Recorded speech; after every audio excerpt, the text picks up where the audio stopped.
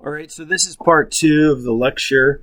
I'm going to go through it, and maybe I get a little indulgent by talking a bit too much about the different types of welds and that type of thing. It's a really interesting topic. I like it a lot. So maybe I should tell a little story. On my first ship as a cadet, no, actually, it was on my second ship. All right. So my first ship, we didn't have, it was on the John Lykes, and we didn't have a welding machine, but we did on my second. It was the Falcon Duchess in 1989. And the first assistant engineer, who was like the boss in the engine room, his name was Dave Contanzerite. I happen to remember his name. And he was also a Merchant Marine Academy graduate from 1978. I even remember that. And, there was another engine cadet at the same time because my original C partner had hurt his knee and had to go get knee surgery. So they assigned me a guy that was in his second year. I was in my first year out at sea. And that guy in the second year, he had already had experience welding. I had taken a welding class at school my freshman year. This was my sophomore year out at school, out at sea. And the first assistant thought it would be funny to put up a welding competition between me and the other engine cadet. And so he set up welding a pipe into a flange. I'd never done that before. And the other cadet did a better job, so he got to do all the welding jobs. And so that was upsetting to me. You know, I didn't like losing. And also that guy was a jerk, the other engine cadet. And so I set out to try to become a better welder, and I would practice in my free time because there was I was down in the engine room. There was a machine shop and got an opportunity, and I got better and better at it. So I started getting some more welding jobs, and then I did on my next ship. I got some welding jobs, and then on the next year out, the second year out, I was on this one ship the entire time during Operation Desert Shield. And I got to do a lot of welding. I was the only engine cadet then. And I did welding all the time. And it's a lot of fun, but it can be very challenging. But there's a lot of pride of putting stuff together. But so back onto welding symbols. The American Welding Society, AWS, is the governing body in our country, but also because they've taken the lead early on. I think they're an international organization as well, but AWS, American Welding Society, establishes the standards for the symbols we put on drawings that represent the different kinds of welds. And for engineers, it's important that we know how to draw and what the different parts mean. So in this standard thing that you'll see where they give you all kinds of descriptions, there's everything in the kitchen sink in terms of the symbols here, but there's really some very common ones that you'll see. The most common thing that you'll see is this type of connection, and it'll be this symbol down here on the bottom, and whether something's this little symbol right, that part of it is on the top or the bottom will decide which side that you got welded. For instance, down here you'll see that it's right here. They mean to weld this side and to weld this side. Being on the bottom here means that you weld this side. If instead we didn't have that weld symbol, let's put it up here, and we had this weld symbol right here, right? They would mean to weld this side instead. And they're really saying that it's going to be a fillet weld. A fillet weld is probably the most common weld. So even though, and this right here is not a butt, but would be considered a lap because they overlap right here, so we could call it a lap. So we actually are making fillet welds, and that's the kind of thing that we're actually going to analyze in terms of our stress or design for those types of things. So there's other things that we might want to see. A lot of times there'll be some kind of specification, there's like notes and those types of things that hang out over there. But a lot of times I would actually not even draw those on there. This would be like the basic thing I would put it. And for the S, that's going to be the leg height. Okay. Now they also have other types of symbols that do get used. They're not nearly as common for me. I almost always did either this one for a butt weld and this one for a fillet weld for most of my stuff. But the other ones, these are the groove ones, right? So these represent the preparation of the material that you might put on there. So I am I've already mentioned some of these things, but there's the leg dimension right here for you, and then the triangle represents that it is a fillet weld. The tail is where additional information, and the arrow points to this right here. So here's a bunch of different other kinds of configurations, symbols out of the book that show you here. I don't quite like the fact that they showed it this way. This would be really hard to achieve, that you would actually make a rounded corner like that, but I suppose that's one way to do it. And this is kind of weird. I guess it makes sense. All right. So what you've done is you probably close to a 45 degree, but they probably would specify what that angle would be of the preparation that you would grind away at the edge of this plate, so that that encourages that you make a full penetration, and hopefully there is actually some amount of overlap that's going on right there. And then you can also see that this right here is definitely going to be the groove.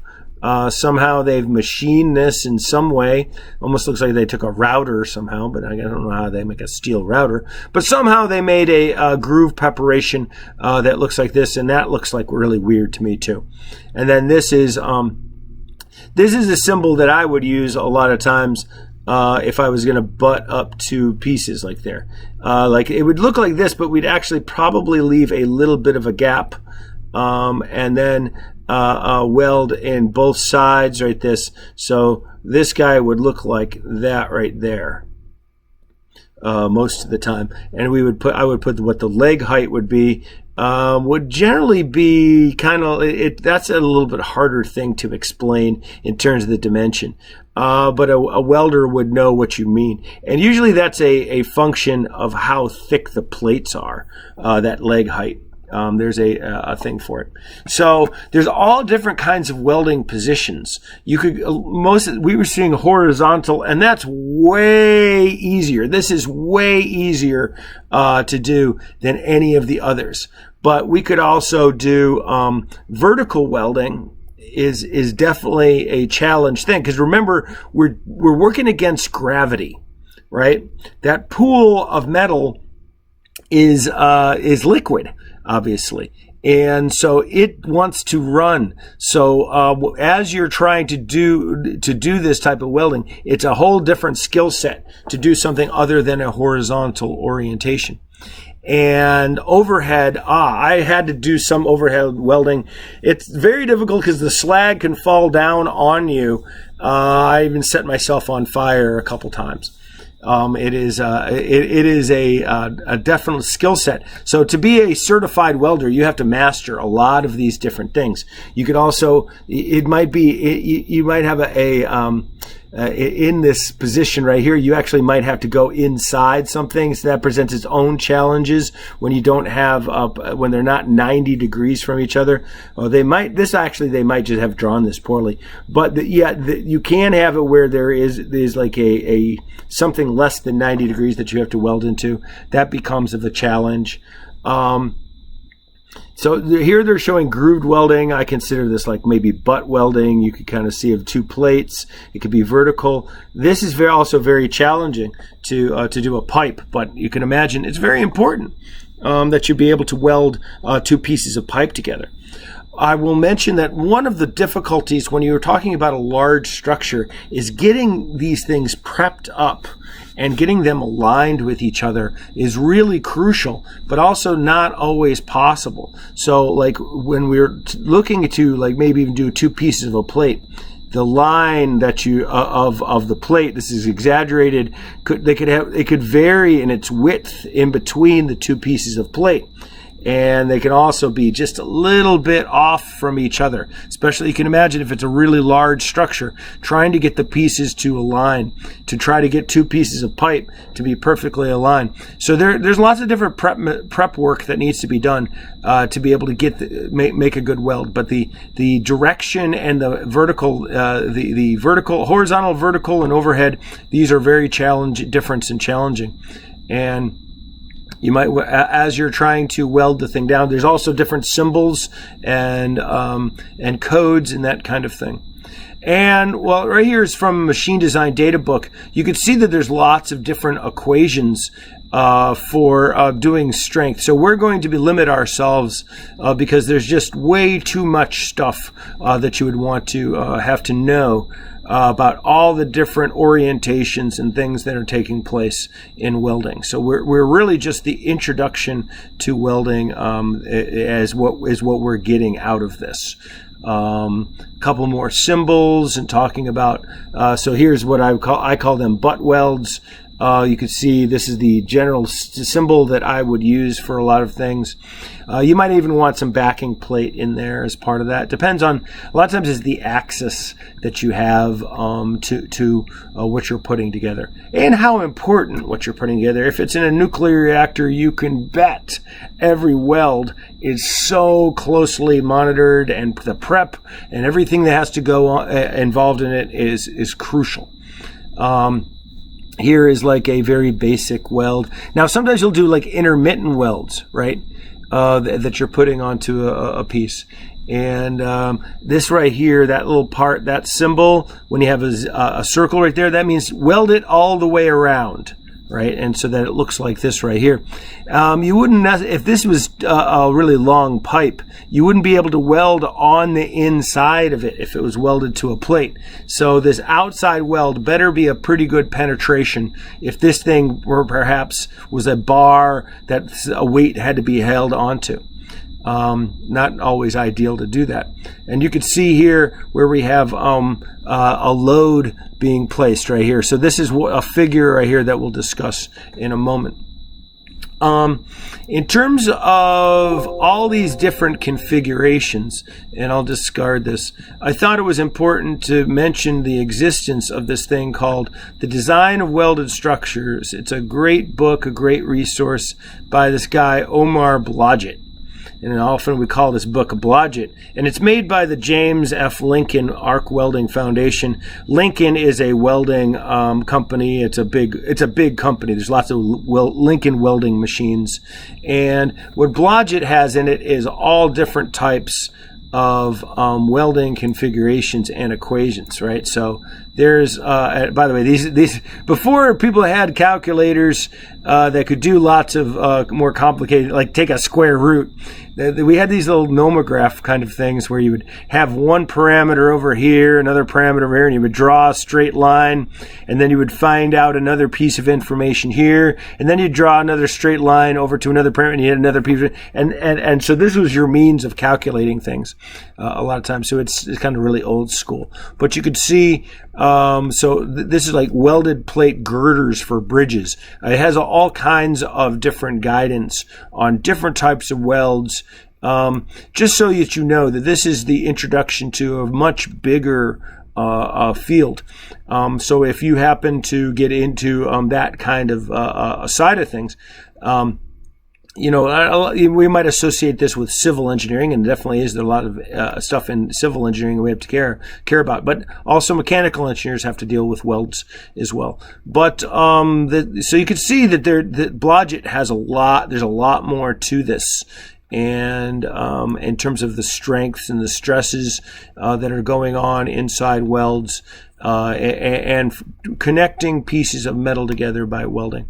So I just wanted to point out this is a well-renowned resource for engineers. So do I want to continue on? I think I have a little bit more, and then I'll make a break in the video here. So here's out of another book right here. So this is sort of the introduction to stresses in welds. And you can see here's the leg height that we're talking about. And so here is the very basic equations that we would use for welding. And we want to think about the stress for here in this butt weld, that we're going to have forces pulling on here. So that's a normal stress. And the stress area that is being affected right here, we most often will use something that's perpendicular to the plate right here. Right, so there's the area is going to be right in there. That's the area that we're dividing that force by to get a normal stress. We're not going to do this method right here. Instead, we're going to use mostly shear stuff right here. Okay, so and once again, actually, I'm going to, in the next section, this is not necessarily stuff that we're going to calculate, but we could.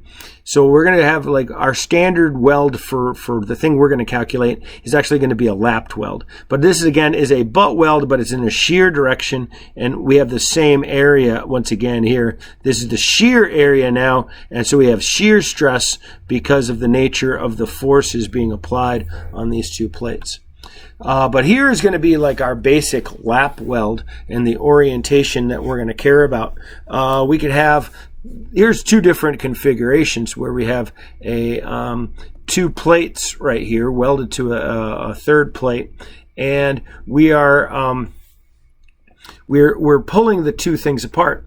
And so what we do, what we assume right here, we have that 0.707s on the denominator, but it actually shows up as a 1.414. So you'll see these two values in here when we're doing these kinds of fillet welds, and these are shear. And what we're talking about here, because the leg height, and they're actually these H's, these thicknesses just happen to match the H right here, so that this is kind of labeled a little weird. The H that we have is going to be the thing that we use in our welding symbol. So I believe our welding symbol would look like this right here for the thing, and then the H would be the height that we use as the leg height right here. But what we're calculating here is actually the throat right here. So the throat stress that's taking place is going to, so that becomes the shear area, comes through here, and then the L is the distance into the page. So this particular guy right here, let's see, yeah, it's not the same configurations here. So what we're really looking at, let me see if I could draw this one a little bit better. Let me draw it from looking down at this side right here. We'd have this plate right here, and it's welded on right here. So here's the weld to this other plate right here. So that plate continues. Here's the bottom plate. Here's the top right here. So there's the weld right in there. That's the configuration we're looking at here. And let's see if I can draw this carefully. On the diagonal right there, all right, so I really didn't do a good job of trying to get that area drawn in there. But I guess one thing I can mention onto here is here's what the L they're talking about right there. So we have this like diagonal area. So it's at the 40, because this is like a 45 degree right here. That's where the 0.707 comes. So that 0.707 is that times that H is actually what the throat is going to be. And here is some description of the rationalization of where that 45 comes from. And they actually, inside this discussion, tell you that it's actually 62.5 degrees, but then we just go ahead and we're conservative and we make it into a 0.707. So this is our basic equation that we'll have. So I'm not going to cover, and by the way, that's the wrong class number. We're not covering that class. I should mention the strength of welds. Okay, and this video is already too long. Now, here is the designation of the electrode numbers. So I said it was 60, 10, 60, 11 are very common, just a basic welding rod, usually for flat surfaces, but it's a general purpose one, where the 60 stands for the tensile strength. And obviously it's 62 instead of 60, but that's just the general thing that we call it. And that's going to be what the ultimate strength, the tensile strength of the weld base material will be. And then 70, 18 is also another common welding rod, and the 18 and the out of that, and also in the 60, 11 and 60, 10, that second letter, the first number in the second grouping of two numbers, it really usually means like the orientation of the thing, I believe. Let me see. I could probably tell you that for sure somewhere else right here. Yeah. So 1 right here means all positions. And then if there was a 2, that would mean only flat and horizontal right here.